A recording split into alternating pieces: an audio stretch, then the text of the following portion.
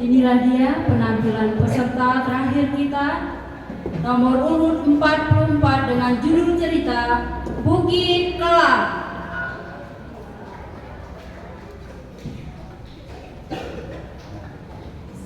Selamat pagi teman-teman. Dan selamat pagi dewan juri. Apa kabar hari ini? Sudah pasti sehat kan? Perkenalkan, nama saya Brigita Nadia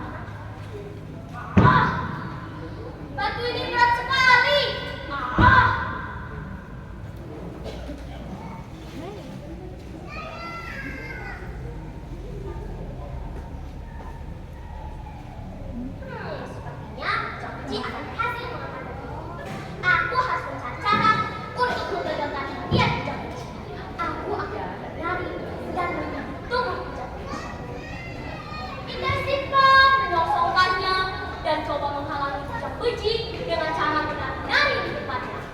Karena tidak digubris, tidak simpan semakin penasaran. Bujang Beji harus digagalkan. Bila ia tak ingin terusir dari bumi Kalimantan ini. Demikianlah tekadnya.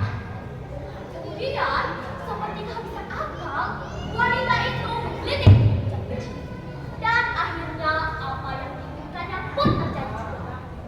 Karena kegelian, bukit di Bujang Beji pun terlepas dan jatuh ke tanah. Bumi Kalimantan bergetar karenanya.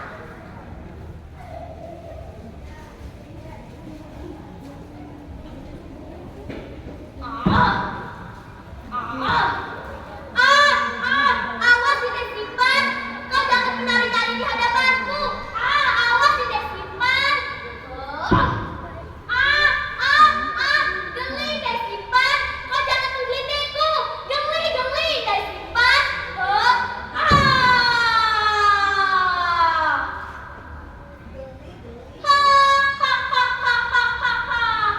Hei Bujang Beji, kau sudah kalah. Akulah pemenangnya.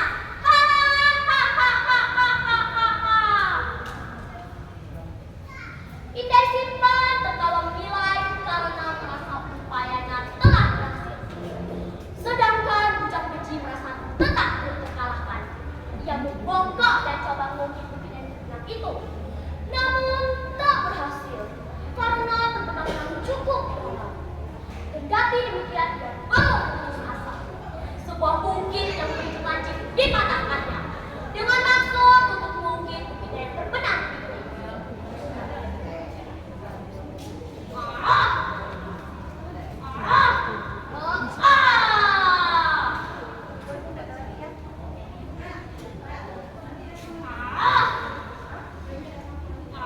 Susah sekali.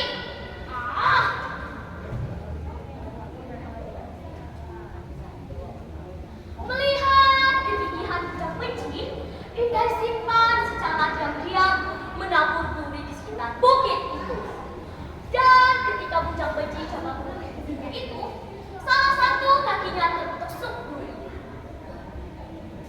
Aku tidak kalah. Aku harus menang. Aku harus mencari cara untuk menggagalkan niat Bujang Beji. Aku akan secara diam menabur duri di sekitar bukit itu.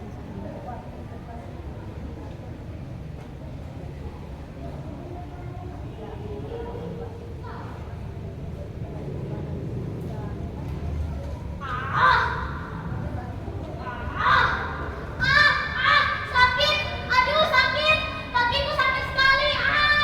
Salah satu kakiku tertusuk duri. Melihat keadaan itu, Indai Simpan tampak mendekat, lalu mengeluarkan sebuah peniti dan berkata kepada Bujang Beji, biarlah ku tolong keluarkan diri dari kakiku itu, Beji, tapi jangan kau teruskan niatmu untuk muara sungai Ngawi. Tidak, aku tidak perlu bantuanmu, Indai Simpan. Pergilah engkau. Mengapa kakiku menjadi borok dan kerumunan seperti ini? Untuk mengurangi rasa sakit kakiku, aku akan menciptakan kakiku di danau. Dari hari ke hari, keadaan Bujang Beji demikian buruk. Tubuhnya kurus dan semakin melemah. Kendati demikian, ia tetap menolak pertolongan yang diberikan kepada Indai Simpan. Pada saat-saat yang paling mengkhawatirkan, Indai Simpan tampak diam-diam meneteskan air mata. Dan akhirnya ia berkata kepada Bujang Beji, sesungguhnya hal seperti ini tidak perlu terjadi. Bila engkau tidak terlalu sombong, Beji, engkau terlalu bangga dengan keperkasaanmu, sehingga tak kau lihati isyarat cinta dari mataku. Sesungguhnya aku mencintaimu, Beji, tapi kau tak pernah